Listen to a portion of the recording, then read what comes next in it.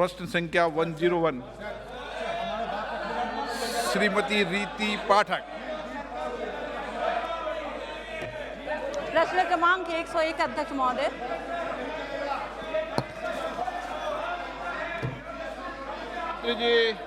महोदय, उत्तर सभा पटल पर रखा गया है। अध्यक्ष महोदय, उत्तर सभा पटल पे रख दिया गया है। सदस्य। बहुत धन्यवाद अध्यक्ष महोदय। अध्यक्ष महोदय, हमारा देश विश्व की पुरातन सभ्यता में विकसित हुआ है अध्यक्ष महोदय, चाहे वो जीवन सभ्यता हो, चाहे भाषा या लिपि हो, रचना या धर्मग्रंथ हो, या फिर स्मारक, धर्मस्थल, परंपरा या अलग अलग देश क्षेत्रों पर व वर्गों की जीवन शैली हो अध्यक्ष महोदय। ये हमारी अमूल्य धरोहर है, लेकिन आधुनिकीकरण के इस चकाचौंध और पाश्चात्य संस्कृति के प्रति युवाओं के आकर्षण को देखते हुए अध्यक्ष महोदय, हमें ऐसी अमूर्त सांस्कृतिक धरोहरों को संरक्षित करने की आवश्यकता है। अध्यक्ष महोदय, हमारी सरकार ने माननीय प्रधानमंत्री जी के नेतृत्व में इस दिशा में अभूतपूर्व काम किया है। National heritage city development and augmentation योजना, प्रसाद और स्वदेश दर्शन योजना इसका जीवंत उदाहरण है अध्यक्ष महोदय। अध्यक्ष महोदय, लेकिन सांस्कृतिक विरासत को राष्ट्रीय और अंतर्राष्ट्रीय स्तर पर ख्याति प्रदान करने के लिए भारतीय विरासत संस्थान और विरासत पाठ्यक्रम की हमें अत्यंत आवश्यकता है। अध्यक्ष महोदय, मैं आपके माध्यम से माननीय संस्कृति मंत्री महोदय जी से ये जानना चाहती हूँ कि क्या हमारी सरकार ने भारतीय विरासत संस्थान की स्थापना की है, और अगर की है तो इस संस्थान के द्वारा किए जाने वाले कार्य और इसका पाठ्यक्रम क्या है अध्यक्ष महोदय, और साथ में मेरे संसदीय क्षेत्र में इसकी स्थापना कब तक हो जानी है?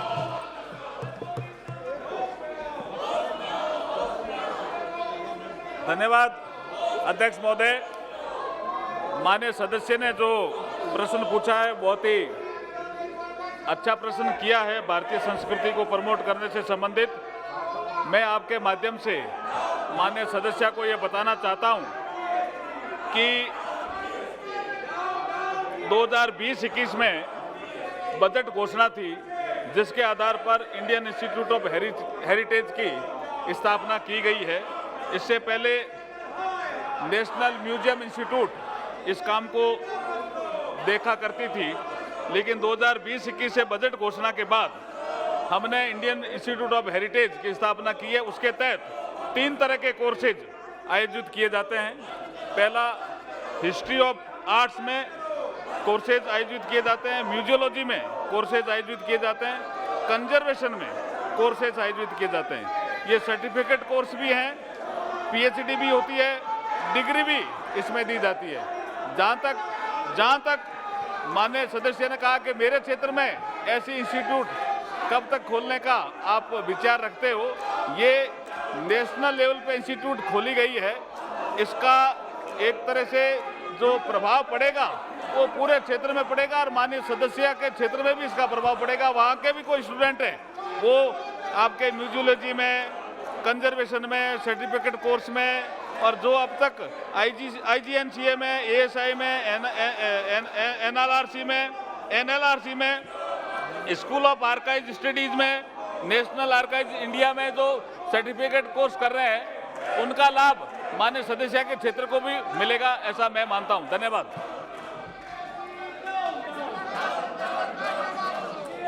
रीति पाठक जी। धन्यवाद अध्यक्ष महोदय।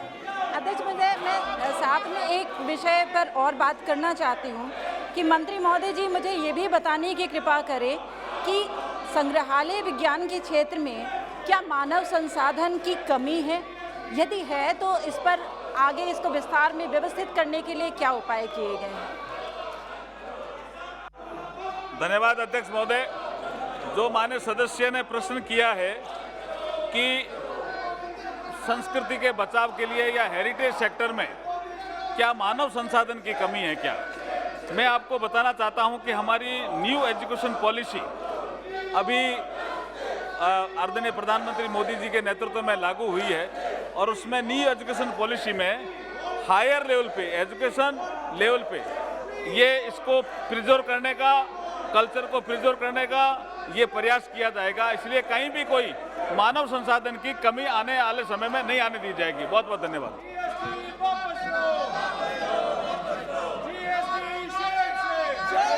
माननीय सदस्यगण, आप जिस विषय पर चर्चा करने की मांग कर रहे हैं, सरकार उस विषय पर चर्चा करने को तैयार है। लेकिन माननीय सदस्य, मैं आपसे फिर आग्रह कर रहा हूं कि आप सदन के अंदर तख्तियां लाना छोड़ दें। माननीय सदस्य प्लीज, नहीं तो मुझे सदन की मर्यादा के लिए कार्रवाई करने के अलावा कोई विकल्प नहीं बचेगा। मैं आपसे आग्रह करता हूं, आप अपनी अपनी सीटों पर जाकर बैठे। सरकार चर्चा करने को तैयार है। जाइए, सीट पर बैठिए, जाइए, मैं कराता हूं चर्चा। आप जाइए, तख्तियां नारेबाजी करने आओ, चर्चा करने आओ। यहाँ पे आप चर्चा करिए। ये सदन चर्चा संवाद के लिए है। जाइए आप। माननीय सदस्य, ठीक तरीका नहीं है आपका। नो, श्रीमती लाकेट चटर्जी। धन्यवाद अध्यक्ष महोदय। Jirat is Hooghly district under Bolagar Assembly, the home of Dr. Shyama Prasad Mukherjee. Presently, the place is in dilapidated condition. The state government has not taken any steps to preserve this historical place. My question is, what steps is being taken by the central government to preserve Shyama Prasad Mukherjee's original house? People in this area have long been demanding the construction of a building named after Shyama Prasad Ji, where common readers can learn about Shyama Prasad Ji's principles, ideas and Indian history. My question is, the government's taken any actions in this regard, and if so, what is the plan? Thank you. धन्यवाद अध्यक्ष जी। माननीय सदस्य ने जो प्रश्न किया है वो इस क्वेश्चन से सीधा संबंधित नहीं है। फिर भी डॉक्टर श्यामा प्रसाद मुखर्जी के सिद्धांत बहुत महत्वपूर्ण है। उनसे संबंधित जुड़ी हुई यादें, उनसे संबंधित जुड़े हुए स्थान हमारे लिए बहुत महत्वपूर्ण है। माननीय सदस्य ने जो भावना प्रकट की है, मैं इनसे एक चर्चा कर लूँगा और जो उनके सुझाव होंगे उसके आधार पर हम मंत्रालय में कार्रवाई करेंगे। डॉक्टर श्यामा प्रसाद मुखर्जी से जुड़ी हुई यादें या उनके स्थान, उनके संरक्षण का कार्य हम करने का प्रयास करेंगे। बहुत बहुत धन्यवाद। मरकरी भरत, श्री मरकरी भरत, श्री रितेश पांडे, मलुक नागर। मैं मंत्री जी से जानना चाहता हूं कि हस्तिनापुर भी अयोध्या की तरह ही है। वहां के लिए जो बजट है हम धन्यवाद देते हैं, पीछे किया, और आगे भविष्य में वहां को बढ़ाने के लिए क्या कर रहे हैं। और हरिद्वार से कांवड़िए जो लेके कांवड़ चल रहे हैं, जो बिल्कुल कल परसों तक के लिए ज्वलंत और बहुत जरूरी मुद्दा है, सब्जेक्ट से जुड़ा हुआ नहीं है, पर मेंशन करना चाहते हैं। जौली से लेके किठौड़ तक नहर के किनारे किनारे सड़क बहुत खराब है, कांवड़ियों को बहुत दिक्कत हो रही है, इस पे भी ध्यान दिया जाए। धन्यवाद अध्यक्ष जी। माननीय सदस्य ने जो विषय रखा है ये मेरठ जिले के हस्तिनापुर से संबंधित है। हस्तिनापुर में काफ़ी काम हुआ है और मैं सदस्य को ये अवगत कराना चाहता हूं कि जल्दी वहां की हम विजिट करेंगे और आपके जो भी सुझाव होंगे उसके आधार पर हम कार्रवाई करेंगे। धन्यवाद। श्रीमती रमा देवी।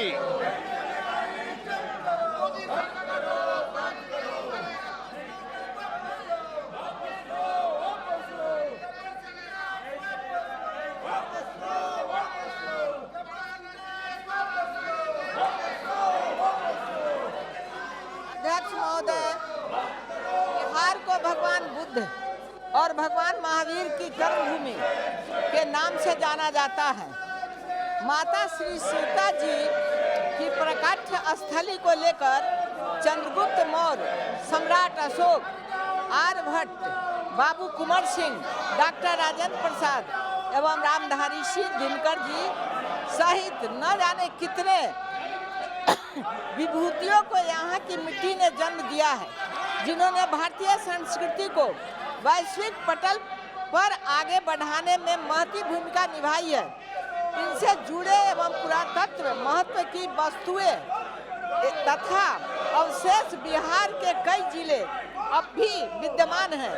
तो मैं पूछना चाहती हूँ मंत्री जी से कि माननीय मंत्री जी, कि सरकार भारतीय विरासत और इसके संरक्षण के उद्देश्य से उत्तर प्रदेश की तर्ज पर क्या बिहार की ऐतिहासिक धरती पर भी कोई भारतीय विरासत संस्थान करने का विचार रखती है? अध्यक्ष जी, माननीय सदस्य ने जो प्रश्न किया है वो सीधा इससे संबंधित नहीं है।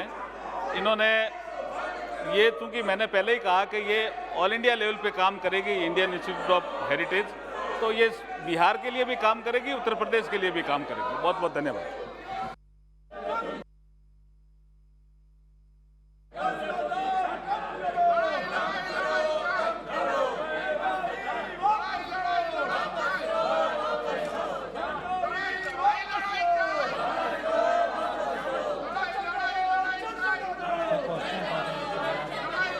क्वेश्चन नंबर 102 गजानन कीर्तिकर जी,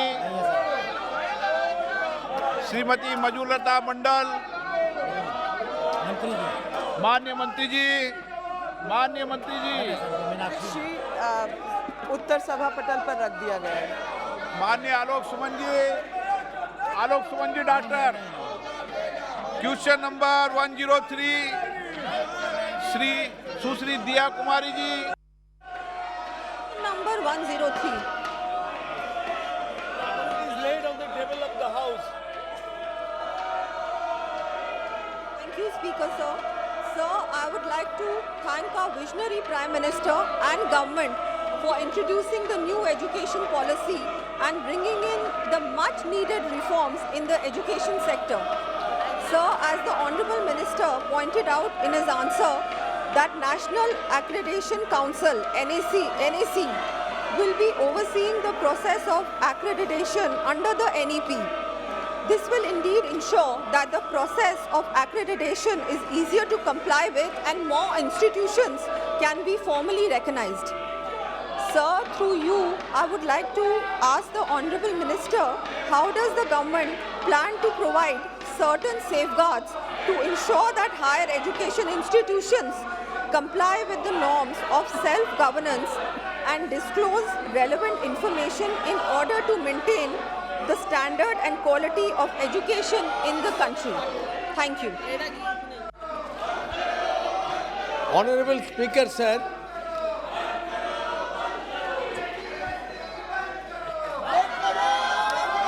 माननीय सदस्य, मैं आपको फिर आग्रह कर रहा हूं कि सदन की मर्यादा रखनी आपकी जिम्मेदारी है।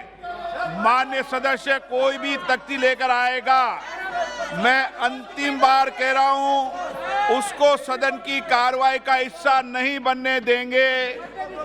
आप सहृदयता मत समझिए, ये देश का लोकतंत्र का मंदिर है, यहाँ की मर्यादा रखना आप सबकी जिम्मेदारी है। लोकतंत्र के अंदर जितनी सदन की मर्यादा रखेंगे उतना ही सदन के प्रति और आपके प्रति लोगों का विश्वास बढ़ेगा। लेकिन आपका तौर तरीका ठीक नहीं है।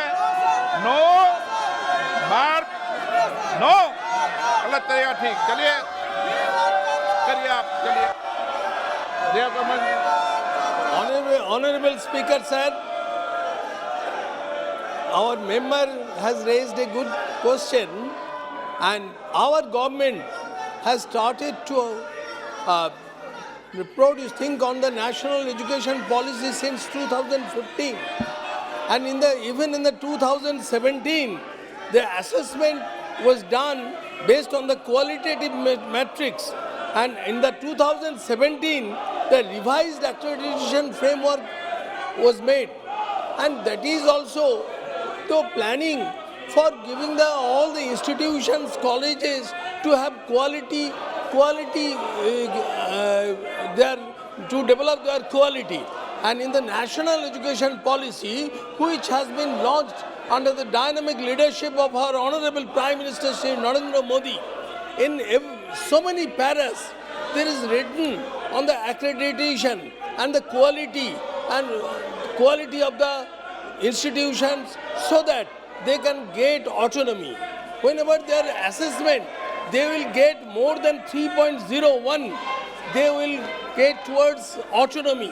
And in this way, our government is very much keen to giving the education institutions for autonomy. NAC has already involved 7 criteria of framework. These are the curricular aspects, teaching, learning and evaluation, research, innovation and extension, infrastructure and learning resources, student support and propagation. And at the same time, governance, leadership and management, institutional values and best practices. And even in the 1st June 2022, NAC has launched the Unified Affiliated College Manual. This is very important and this will help to the all colleges and universities. In this manual, the number of metrics has been reduced from 96 to 55 without compromising on quality. And gradually the participation is being more and more. Thank you, sir.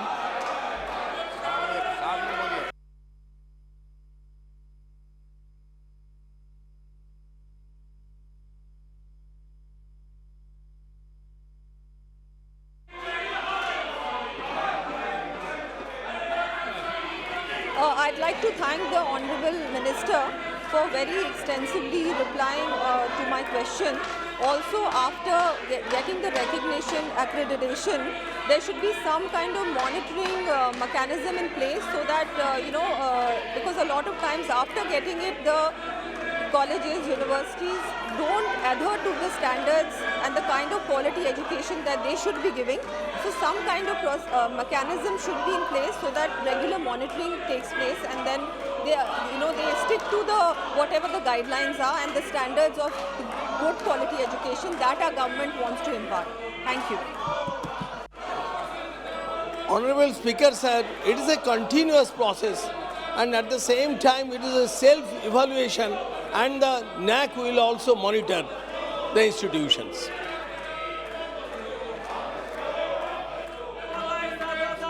आप अगर चर्चा करना चाहते हैं तो 3 बजे मैं चर्चा शुरू करने को तैयार हूं, और अगर आप तख्तियां और नारेबाजी करना चाहते हैं तो 3 बजे बाद आप तख्तियां नाराबाजी करने का आपको अधिकार इस सदन से बाहर होगा।